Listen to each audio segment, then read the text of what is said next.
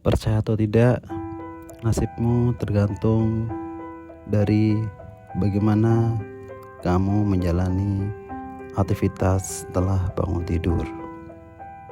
Setiap hari, di kala pagi, di saat paling sunyi, ada dua pilihan yang akan benar-benar menentukan seluruh nasib kita. Tidur kembali bersama mimpi-mimpi yang hanya berbisik, atau bangun dan paksa mimpi itu menjadi kenyataan. Pilihan itu ada di ujung jari kita. Kehangatan selimut itu jebakan yang paling manis. Dia menjanjikan damai, tapi mencuri.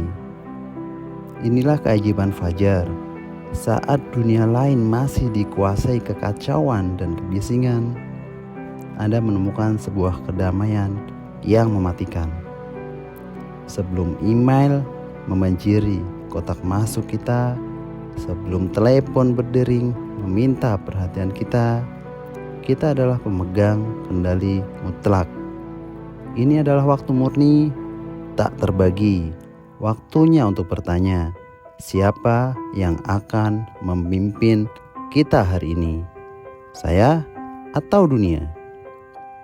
Jangan biarkan hari kita mengejar diri kita sendiri. Kita harus mengejar hari yang kita inginkan. Orang-orang sukses tidak menunggu motivasi. Mereka membangunnya detik demi detik sebelum matahari bahkan berani terbit. Bangun pagi hanyalah pintu gerbang. Apa yang kita lakukan setelah melewati ambang itu adalah yang memisahkan antara pemenang dengan yang biasa-biasa saja. Mulailah gerakan tubuhmu. Kemudian beri asupan pikiran kita. Jangan sentuh media sosial.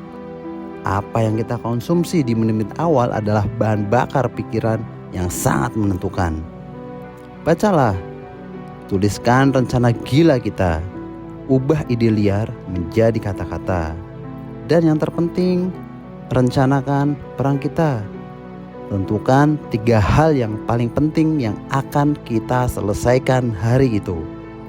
Jangan biarkan orang lain menentukan agenda kita.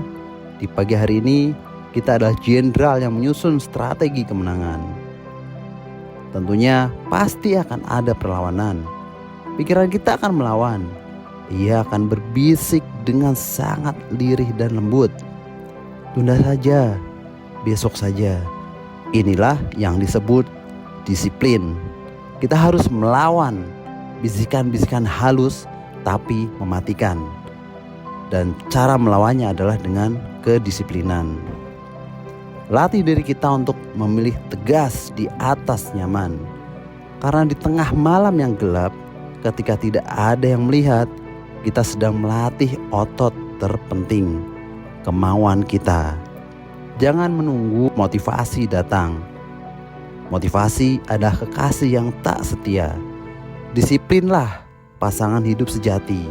Bangun dan buktikan pada diri sendiri bahwa kita lebih kuat dari alasan apapun.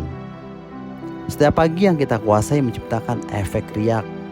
Satu kemenangan kecil seperti membereskan tempat tidur kita akan memicu kemenangan berikutnya.